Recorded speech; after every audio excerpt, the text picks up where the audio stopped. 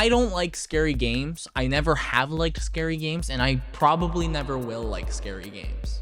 But Amnesia the Dark Descent is pretty good. For those of you who are somehow unaware of Amnesia the Dark Descent, basically it's a puzzle solving, castle exploring horror game where you're looking for clues of your past because you have amnesia and you're trying not to die and or go crazy.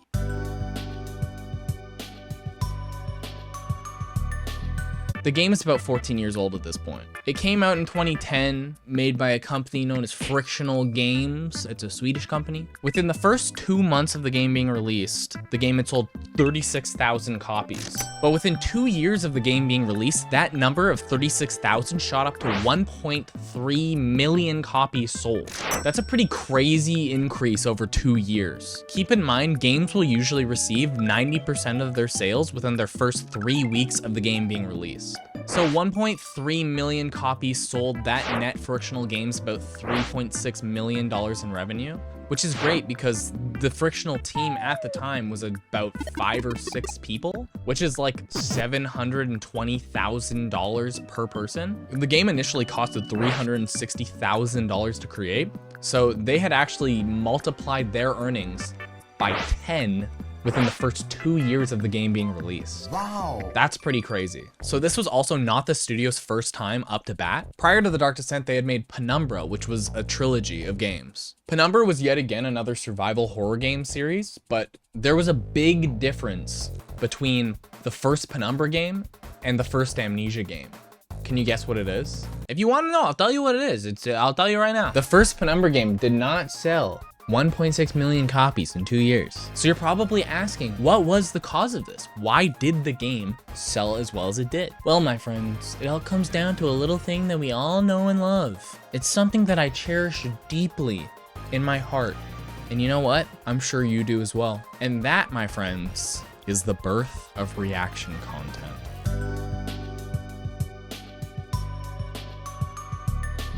When I bring up the topic of OG gaming content creators, I'm sure you are immediately picturing some people in your mind. We're talking Markiplier, we're talking CNanners, we're talking Captain Sparkles, and of course we're talking...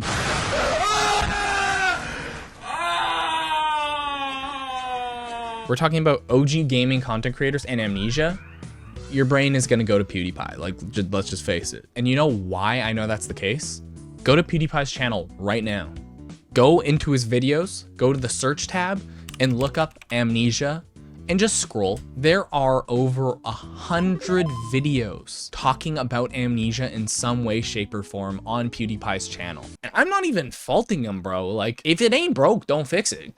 Just keep that gravy train going. You get a screaming content creator, a scary monster, and some spooky sound effects. Baby, you got a stew going. Listen, I'm not saying that PewDiePie owes his popularity to Amnesia, but I don't think I need to tell you that already, right? Like, we're all aware. Once people started making reaction videos to this game, it just had an absolute snowball effect on the greater YouTube community. People weren't particularly watching these videos for the gameplay itself. They were watching for the reactions of the YouTubers. This is something that at the time was somewhat of a phenomenon, and I know this for a fact. The gameplay was supplementary. Yes, it was the game that was scary, but it was the content creators reacting to that game that drew people in and had people coming back for more and more and more. And going back to PewDiePie, you know this is the case because he made over 100 videos on Amnesia. If it wasn't working, he would not have made as much reaction content to Amnesia as he has. This is some of the first content that got people watching gaming YouTube in the first place. Because at the time, if you were a gamer of any sort, you were more likely to watch gaming content on YouTube. But like I said prior, people weren't watching for the gameplay. They were watching for the creators. Was that the bite of 87? This starts to be a pivot on YouTube when creators start becoming the content. Do you know what I mean? Instead of people watching a walkthrough for a video game, people would come and watch a let's play for a video game, where it would focus more on the people playing the game than just the gameplay itself. Because you didn't have to be interested in video games to think the video was entertaining. You're watching the creator freak out. which in itself is hilarious. So going back on what I was saying earlier, I had never played this game before. I was very aware of what was gonna happen if I played this game. It was gonna make me in my pants. Relax, holy shit, dude. And I opted out of that, like willingly. I was like, no, that's all you, baby. I'm a chill back here. And take this coming from someone who's said multiple times in this video alone that they don't like scary things. I still watch people play this game. I think by not being the one directly in the hot seat playing the game, it makes it a lot more bearable because it no longer feels like the scary things in the game are happening to you. They're happening to them. You're kind of out of the picture in the sidelines a little bit. And I would like to think that a lot of people can relate to how I felt about these games, right? Like I wanted to enjoy them. I wanted to view this content, but because it was too scary for me to play directly, I was able to live vicariously through, you know, insert content creator here playing the game so that I felt like I was a part of it while not being directly scared by the game itself. And these videos were like incredibly shareable, you know, you could watch it, send it to your friend on Facebook or like MSN. Do you guys remember MSN? I would like send video links to my friends on MSN before I had like a phone or like Facebook or anything like that. But not only did this type of reaction content shape PewDiePie's channel, it shaped the overall YouTube landscape for years to come. And if you don't believe me, just think about this little channel that you might know, known as The Fine Bros, also known as React. Do you guys remember when that happened, when they like tried to trademark React or whatever? What the f happened with that? Am I allowed to say React? Did it actually get trademarked? What's the deal? The Fine Bros are like the React channel, and PewDiePie, they started making this type of reaction content around the exact same time. Those are two great examples to show how lucrative this content was at the time. Yeah, I don't really know how that all ended up shaping out exactly. I know that they were kind of the villains for a time on YouTube, and I think that they rescinded their copyright. But if I'm wrong, correct me in the comments, because I don't keep up with the Fine Bros anymore, to be honest. But because these reaction videos were performing so well, more and more people were hopping on this bandwagon of sorts to create more and more reaction type content because it was what was doing well. This looks like torture.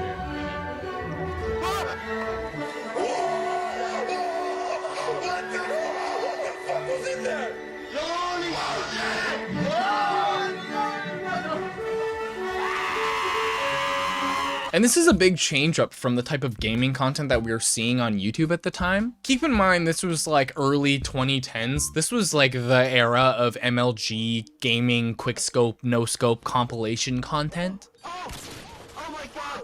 Oh!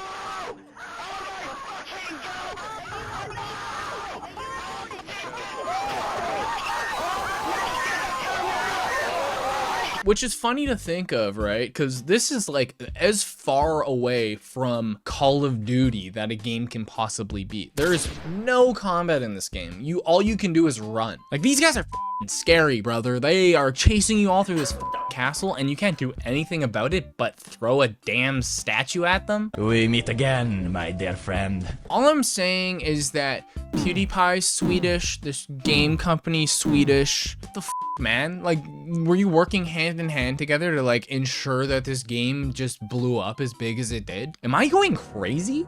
Is this some sort of scheme? Is there something going on in the shadows that we're unaware of? Are the Swedes in control of everything? What is going on? Who's jacking off to this? Now the question that's on every one of our minds, probably not, but it's the next chapter of the video. How does the game hold up in 2024?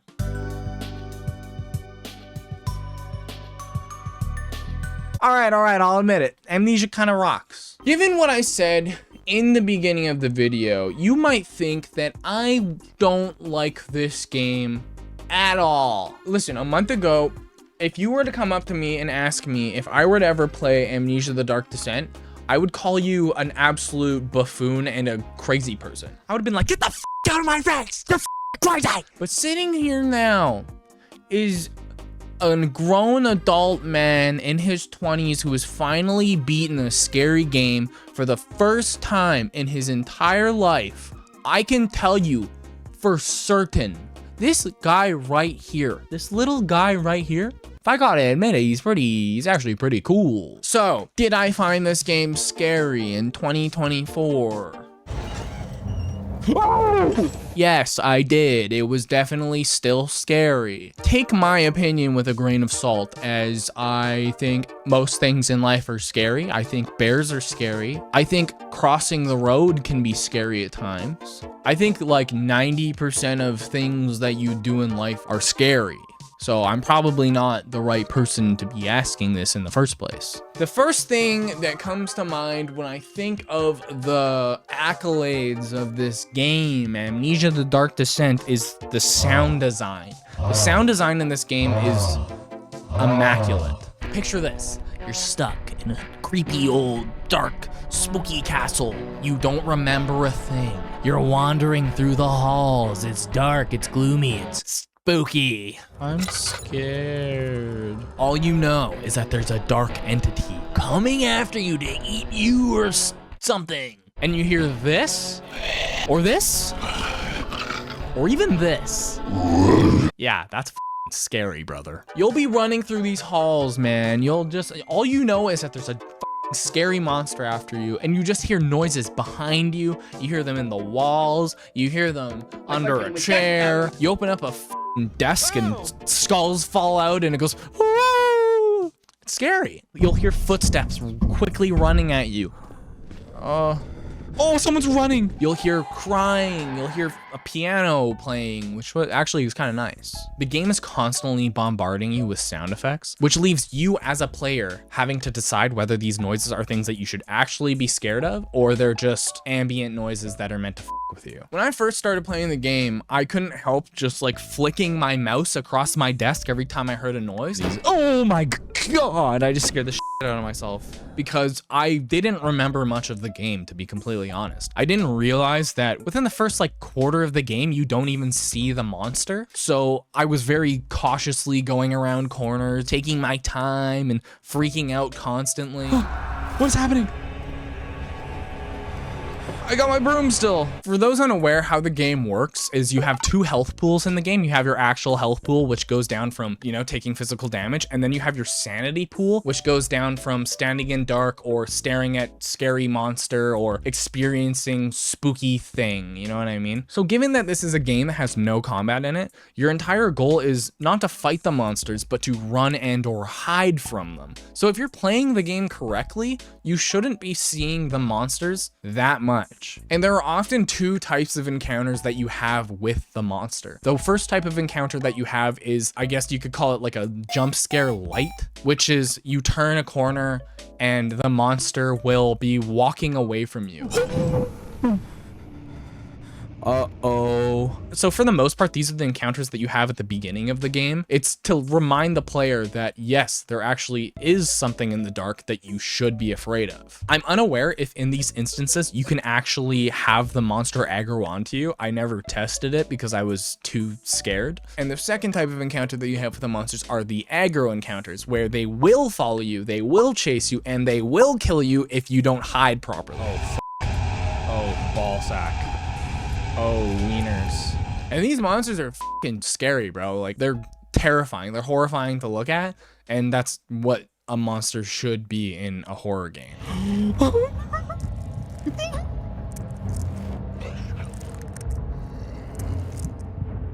Dude.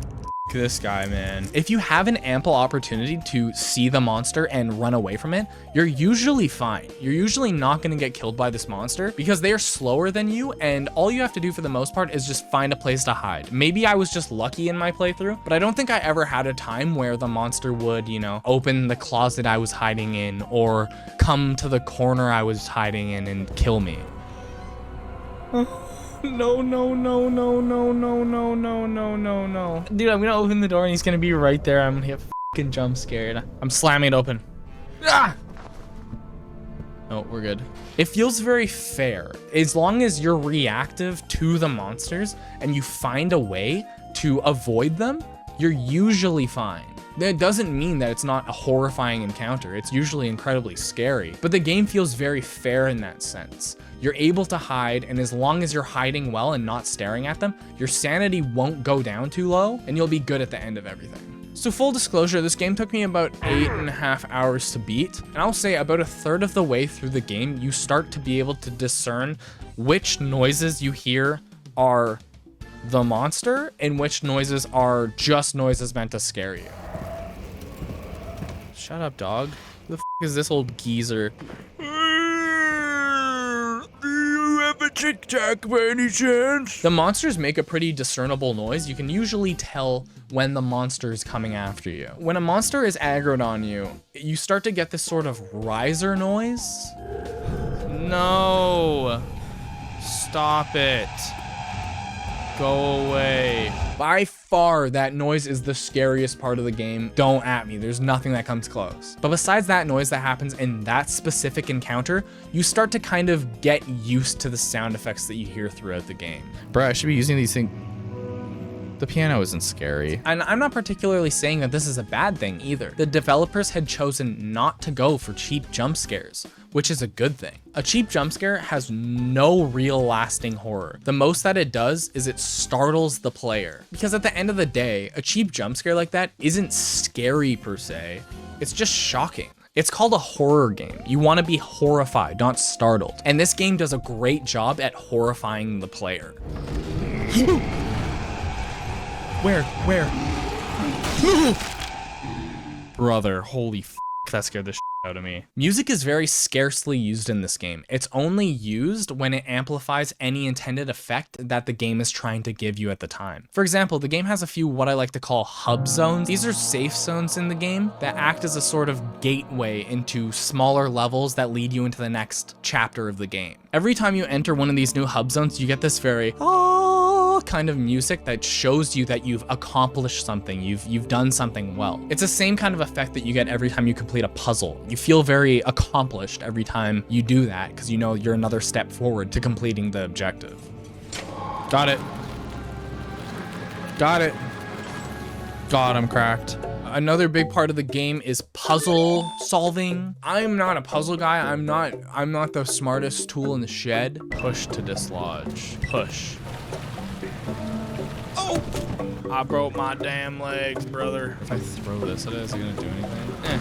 Needs a push, a push, a push. We'll need a push to dislodge. Hi-ya. Do I have to hit the chain again? Hi-ya. Hey. This really isn't a game that's meant for me, but that just goes to show how good this game is.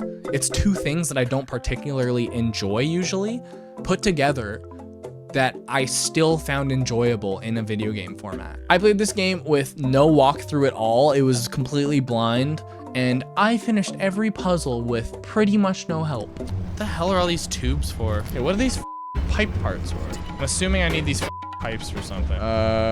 This. Nope. This.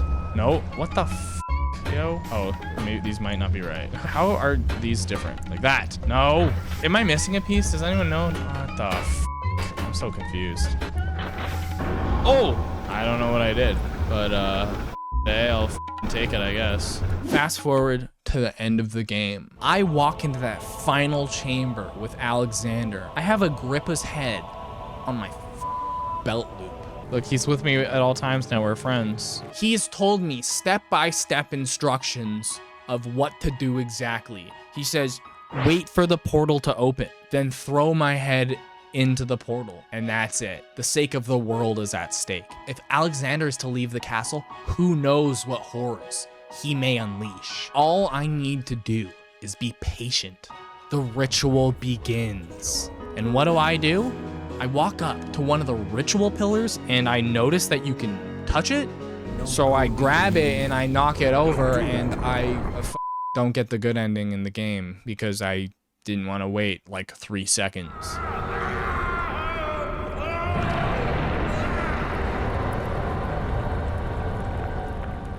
That was easy. I didn't get the bad ending. I technically got the revenge ending in the game, which is better than bad, I guess. As far as I'm aware, the game has 3 endings. There's the good, the bad, and the revenge. And yo, I'm not even gonna lie. Like when he started the ritual to open the portal, I kind of just freaked out. Was I supposed to do that? And I never looked back. I don't know if I'm supposed to do that. Every single fiber of my being was telling me to just wait like 30 seconds and wait for the portal to open up. I had some like animalistic instinct in my mind that was like, just tear it all down, destroy everything and you'll be fine. It's not a loss. We didn't get the bad ending. We got the okay ending, and that's better than nothing, right? So going back to what I stated at the very beginning of this video, I don't like scary games, and even after beating Amnesia, The Dark Descent, I still don't feel like I'm ever going to truly love scary games. But there's no point in restricting myself from playing certain genres of games when it comes to games like Amnesia. Amnesia is oozing with love and care from its development team. This game is a classic, and for a good reason. I'm really glad that I was able to put aside my little baby fears of playing this game and just finally committing to it and doing it. Does this mean that I'm going to stream Outlast next? Probably not, but who knows? And that is it, folks. Thank you so much for watching. This video has been a long time coming. I have been in a creative rut for quite some time. I've been looking for something to make. I'm very passionate about gaming, but more in particular, I'm very passionate about gaming on YouTube. This is something that I've grown up with. I grew up with a lot of the same creators that you probably grew up with. Going back and kind of reminiscing on these things and playing games that were so big at the time is very nostalgic and pretty fun for me. And because of that, I plan on turning this into a little mini series. So yeah, stay tuned for the next video in the series. This next one will not be a horror game. I have a general pipeline idea for everything. If you recognized Amnesia, you will probably also recognize this next game. Thank you so much for watching. I think you're swag, I think you're epic, and I think you're cool, and I hope you have a great rest of your day. See ya.